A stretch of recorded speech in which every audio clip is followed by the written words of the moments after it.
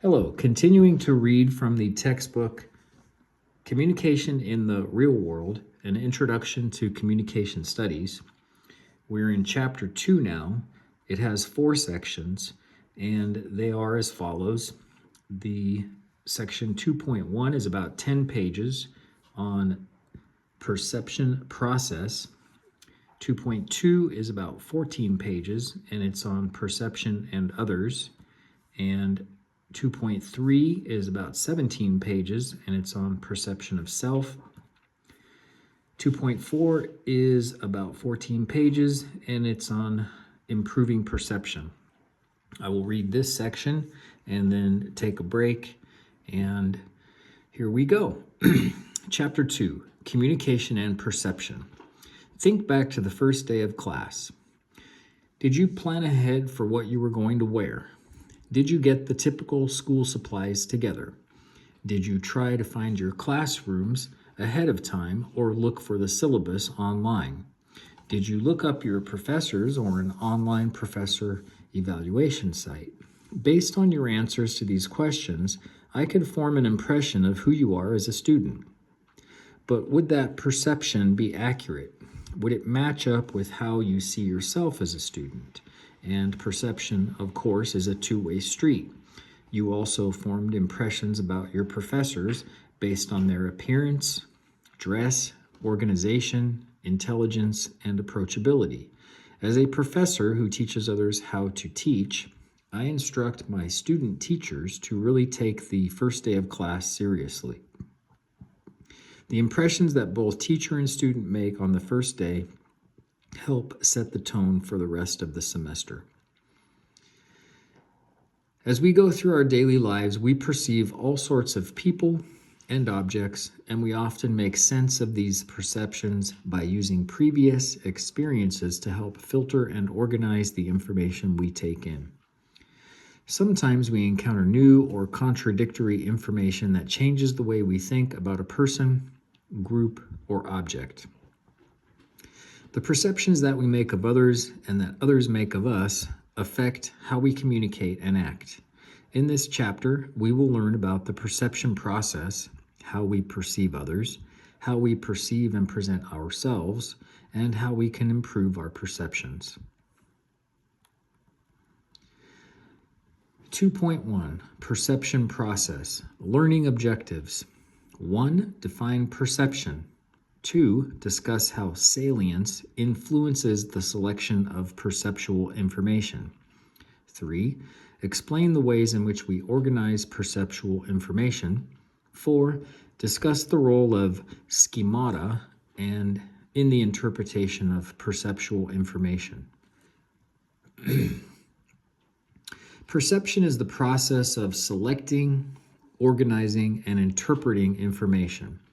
This process, which is shown in Figure 2.1, the perception process, includes the perception of select stimuli that pass through our perceptual filters, are organized into our existing structures and patterns, and are then interpreted based on previous experiences.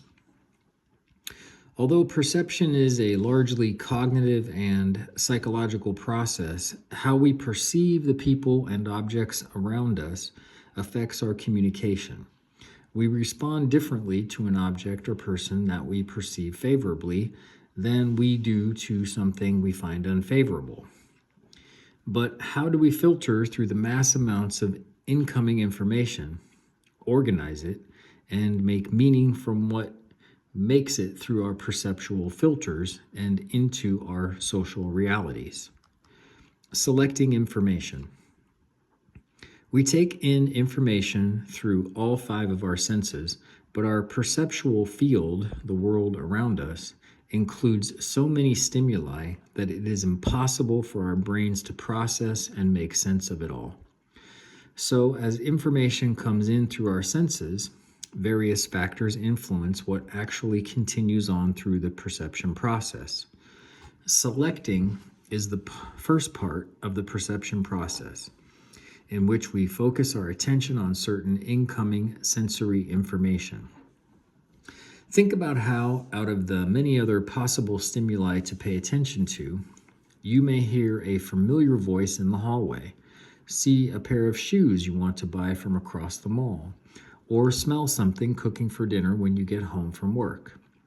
We quickly cut through and push to the background all kinds of sights, smells, sounds, and other stimuli. But how do we decide what to select and what to leave out? And here's a chart: selection, organization, interpretation. We tend to pay attention to information that is salient. Salience is the degree to which something attracts our attention in a particular context. The thing attracting our attention can be abstract, like a concept, or concrete, like an object. For example, a person's identity as Native American may become salient when they are protesting at the Columbus Day Parade in Denver, Colorado. Or a bright flashlight shining in your face while camping at night is sure to be salient. The degree of salience depends on three features. We tend to find salient things that we are visually or aurally stimulating, and things that meet our needs or interests. Lastly, expectations affect what we find salient. Visual and oral stimulation. It is possibly not surprising to learn that visually and/or aurally stimulating things become salient in our perceptual field and get our attention. Creatures ranging from fish to hummingbirds are attracted to things like silver spinners on fishing poles or red and yellow bird feeders. Having our senses stimulated isn't always a positive thing, though. Think about the couple that won't stop talking during the movie, or the upstairs neighbors whose subwoofer shakes your ceiling at night. In short, stimuli can be attention-getting in a productive or distracting way. As communicators, we can use this knowledge to our benefit by minimizing distractions when we have something important to say. It's probably better to have a serious conversation with a significant other in a quiet place rather than a crowded food court. As we will learn in Chapter 12, Public Speaking in Various Contexts, altering the rate, volume, and pitch of your voice, known as vocal variety, can help keep your audience engaged, as can gestures and movement. That's exactly, by the way, why I'm reading this, because if it was just speech to text by a computer, it would probably be more difficult to read and understand. Conversely, nonverbal adapters, or nervous movements we do to relieve anxiety, like pacing or twirling our hair, can be distracting. Aside from minimizing distractions and delivering our messages enthusiastically, the content of our communication also affects salience. Needs and interests. We tend to pay attention to information that we perceive to meet our needs or interests in some way. This type of selective attention can help us meet instrumental needs and get things done. When you need to speak with a financial aid officer about your scholarships and loans, you sit in the waiting room and listen for your name to be called. Paying close attention to whose name is called means you can be ready to start your meeting and hopefully get your business handled. When we don't think certain messages meet our needs, stimuli that would normally get our attention may be completely lost. Imagine you are in the grocery store and you hear someone say your name. You turn around only to hear that person say, "Finally, I said your name 3 times. I thought you forgot who I was." A few seconds before, when you were focused on figuring out which kind of orange juice to get, you were attending to the various pulp options to the point that you tuned out other stimuli, even something as familiar as the sound of someone calling your name. Again, as communicators, especially in persuasive contexts, we can use this to our advantage by making it clear how our message or proposition meets the needs of our audience members. Whether a sign helps us find the nearest gas station, The sound of a ringtone helps us find our missing cell phone, or a speaker tells us how avoiding processed foods will improve our health. We select and attend to information that meets our needs. The word that should be used here and is not is motivation. We attend to things that we are motivated to pay attention to. We also find salient information that interests us. Of course, many times, stimuli that meet our needs are also interesting, but it's worth discussing these two items separately because sometimes we find things interesting that don't necessarily meet our needs. I'm sure we've all gotten sucked into a television show, video game, or random project and paid attention to that at the expense of something that actually meets our needs, like cleaning or spending time with a significant other. Paying attention to things that interest us but don't meet specific needs seems like the basic formula for procrastination that we are all familiar with. In many cases, we know what interests us and we automatically gravitate towards stimuli that match up with that. For example, as you filter through radio stations, you likely already have an idea of what kind of music interests you and will stop in a station playing something in that genre while skipping right past stations playing something you aren't interested in. Because of this tendency, we often have to end up being forced into or accidentally experiencing something new in order to create or discover new interests. For example, you may not realize you are interested in Asian history until you are required to take such a course or have an engaging professor that sparks that interest in you. Or you may accidentally stumble on a new area of interest when you take a class you wouldn't otherwise because it fits in your schedule.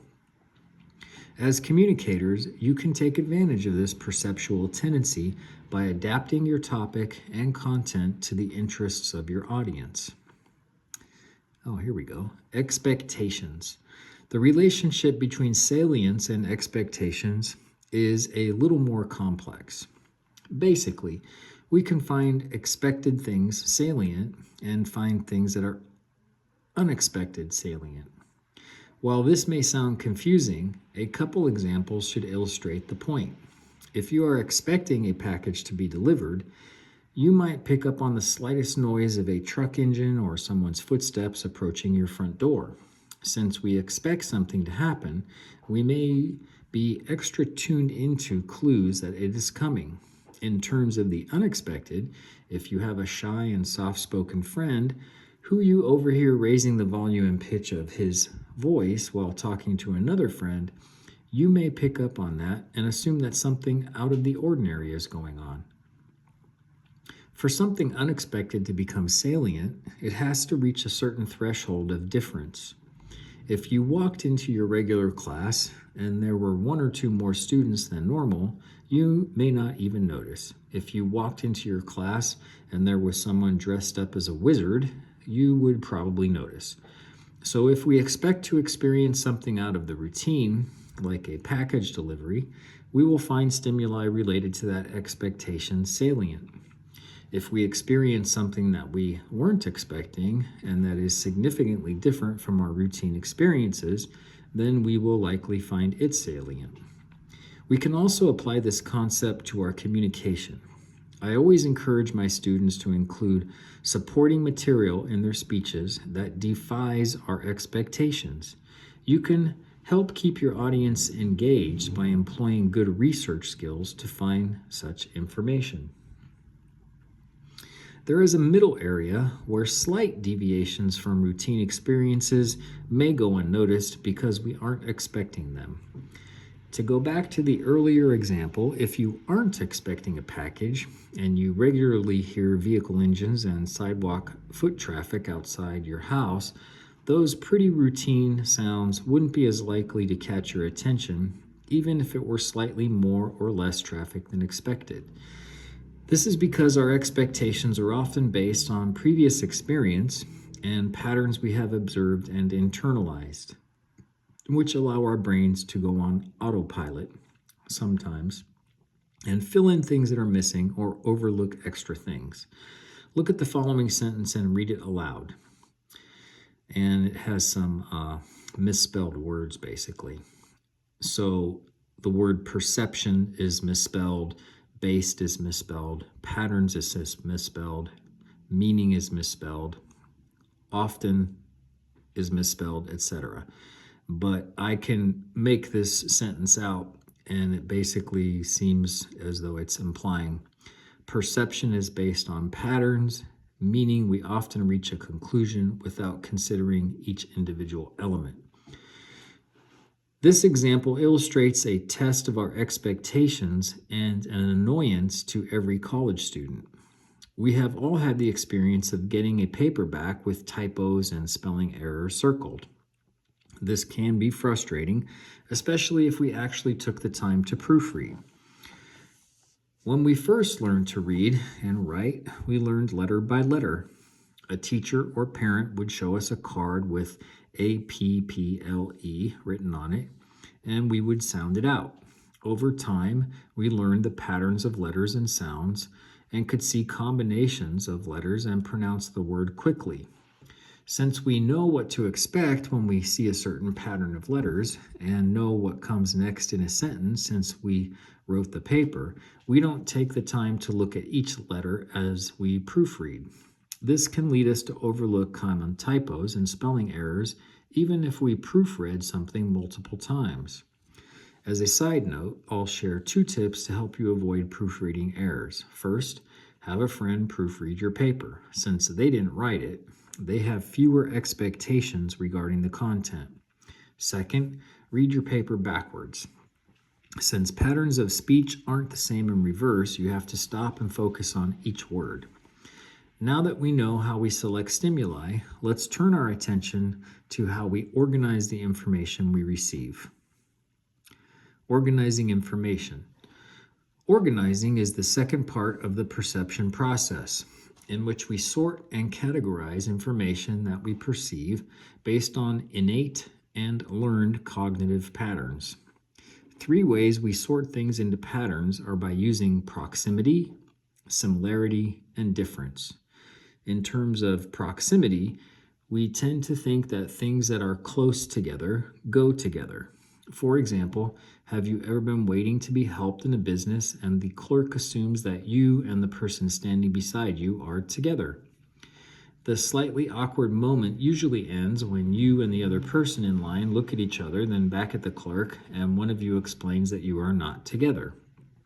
Even though you may have never met that other person in your life, the clerk used a basic perceptual organizing cue to group you together because you were standing in proximity to one another.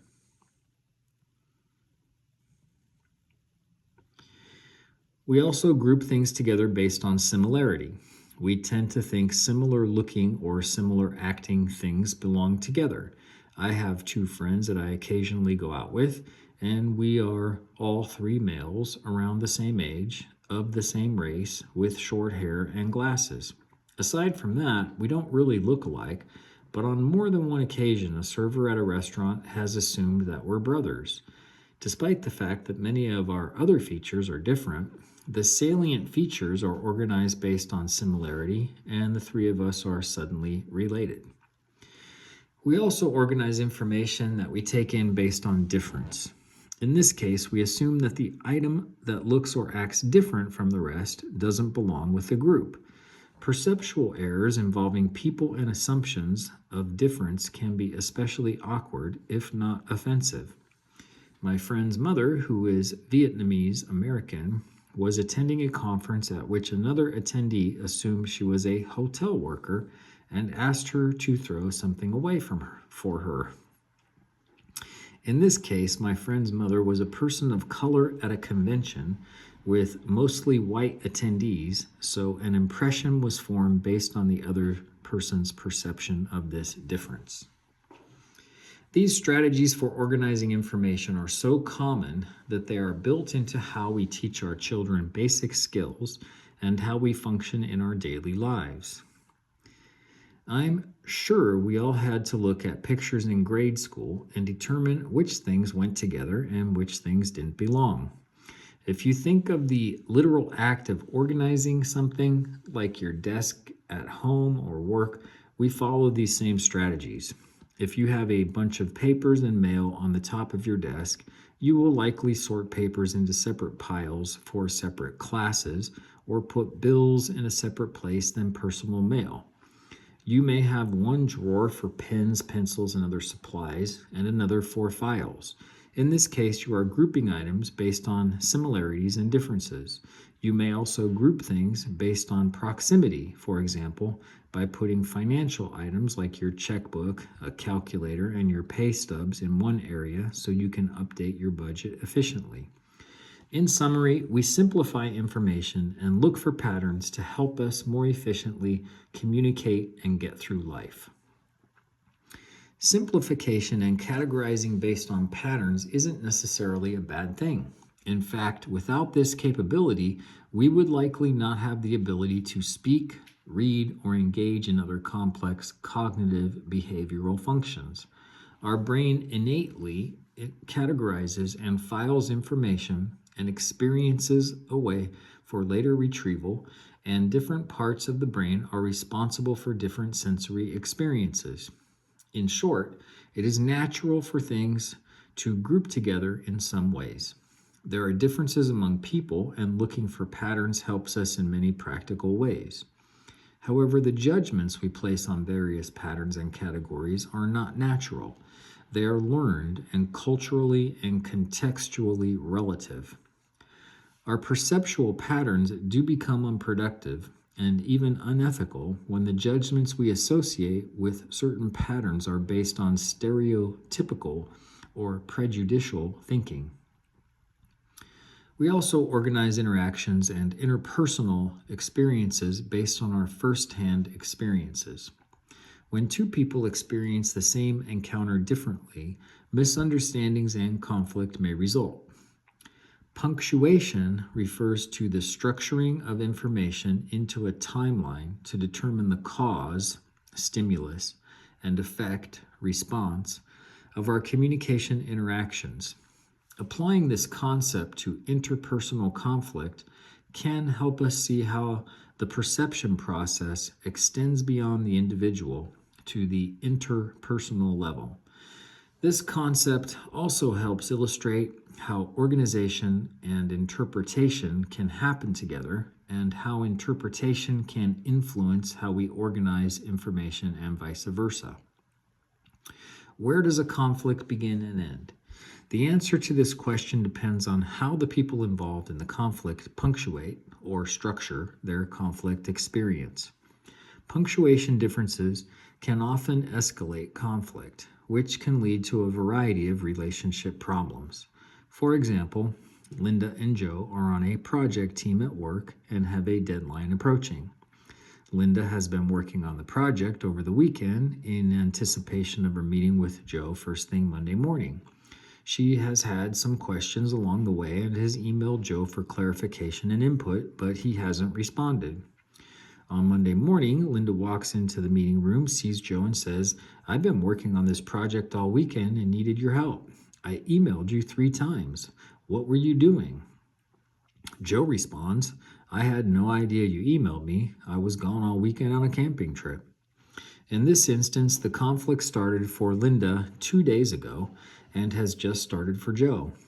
So for the two of them to most effectively manage this conflict, they need to communicate so that their punctuation, or where the conflict started for each one, is clear and matches up. In this example, Linda made an impression about Joe's level of commitment to the project based on an interpretation she made after selecting and organizing incoming information. Being aware of punctuation is an important part of perception checking, which we will discuss later.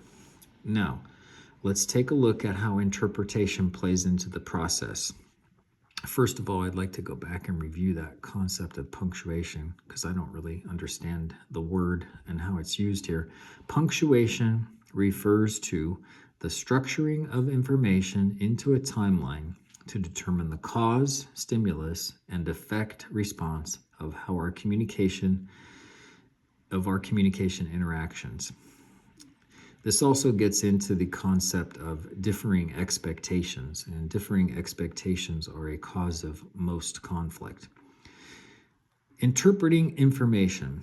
Although selecting and organizing incoming stimuli happens very quickly and sometimes without much conscious thought, interpretation can be a much more deliberate and conscious step in the perception process.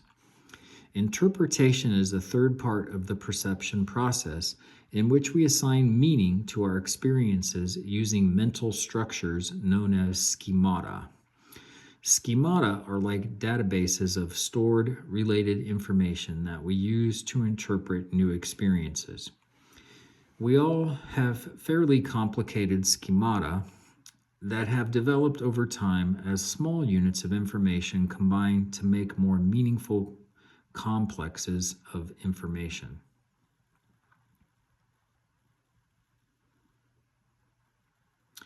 We have an overall schema about education and how to interpret experiences with teachers and classmates. This schema started developing before we even went to preschool based on things like parents, peers, and the media told us about school. For example, you learn that certain symbols and objects like an apple, a ruler, a calculator, and a notebook are associated with being a student or teacher. You learned new concepts like grades and recess, and you engaged in new practices like doing homework, studying, and taking tests. You also formed new relationships with teachers, administrators, and classmates. As you progressed through your education, your schema adapted to the changing environment. How smooth or troubling schema reevaluation and revision is varies from situation to situation and person to person. For example, some students adapt their schema relatively easily as they move from elementary to middle to high school and on to college and are faced with new expectations for behavior and academic engagement. Other students don't adapt as easily, and holding on to their old schema creates problems as they try to interpret new information through old, incompatible schema.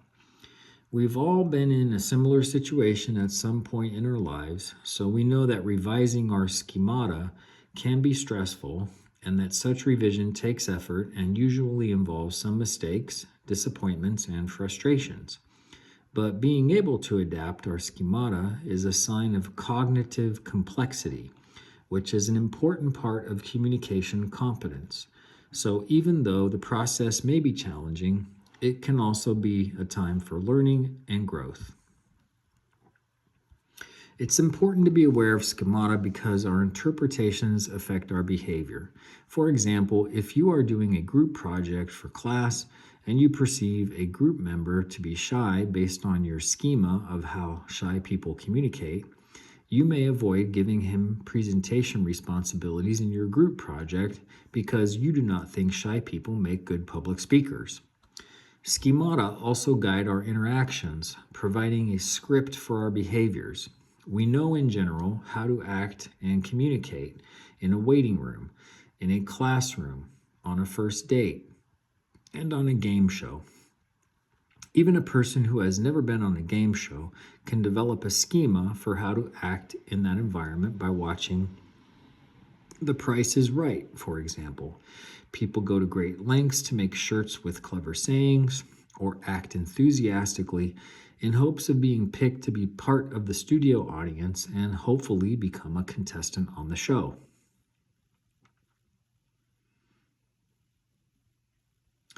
As we have seen, schemata are used to interpret others' behavior and form impressions about who they are as a person.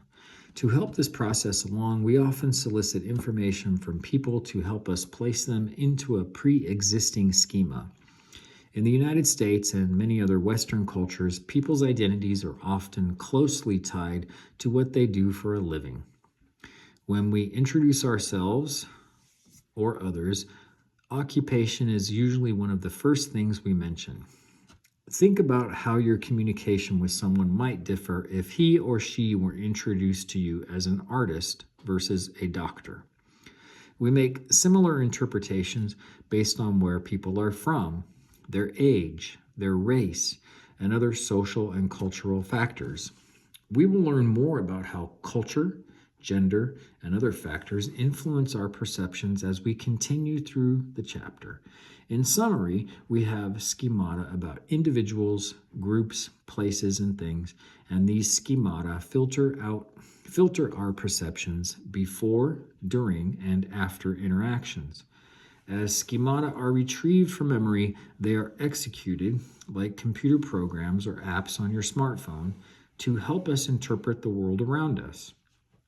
Just like computer programs and apps must be regularly updated to improve their functioning, competent communicators update and adapt their schemata as they have new experiences. Getting real. Police officers, schemata, and perception interpretation. Primetime cable and network television shows like Law and Order and Southland have long offered viewers a glimpse into the lives of law enforcement officers.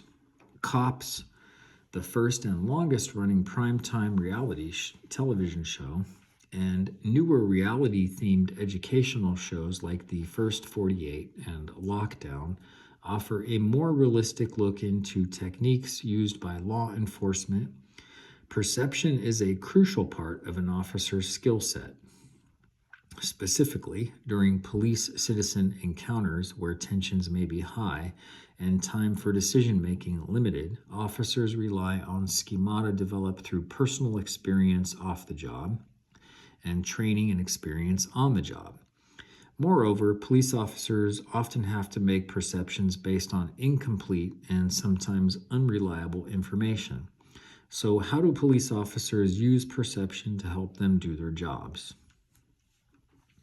Research has examined how police officers use perception to make judgments about personality traits, credibility, deception, and the presence or absence of a weapon, among other things. And just like you and me, officers use the same process of selection, organization, and interpretation. This research has found that officers, like us, rely on schema to help them make decisions under time and situational constraints. In terms of selection, expectations influence officer perception. At pre-shift meetings, officers are often briefed on ongoing issues and things to be on the lookout for, which provides them with a set of expectations. For example, the make and model of a stolen car that can guide their selection process. They must also be prepared for things that defy their expectations, which is not a job skill that many other professionals have to consider every day. They never know when a traffic stop could turn into a pursuit or a seemingly gentle person could turn violent. These expectations can then connect to organization strategies. For example, if an officer knows to be alert for a criminal suspect, they will actively organize incoming perceptual information into categories based on whether or not people look similar to or different from the suspect description. Proximity also plays into police work.